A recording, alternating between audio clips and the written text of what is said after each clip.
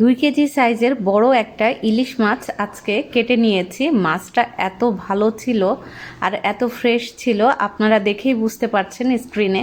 তো এই মাছটা দিয়ে আসলে অনেক কিছুই রান্না করা যায়, তবে আজকে আমি সরিষা ইলিশ রান্না করব।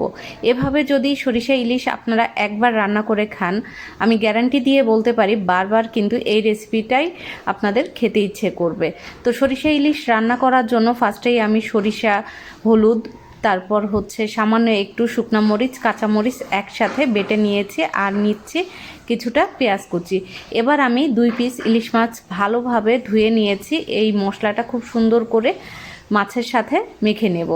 দিয়ে দিচ্ছি সরিষার তেল। সরিষার তেলটা দিয়ে ব্লেন্ডারের জারটা ধুয়ে একটু পানি দিয়ে 10 মিনিট রান্না করে নিলাম। 10 মিনিটে দেখুন খুব সুন্দর একটা কালার চলে এসেছে। আর সামান্য একটু সরিষার তেল দিয়ে এবার আমি নামিয়ে নিচ্ছি। তো হয়ে গেল মজাদার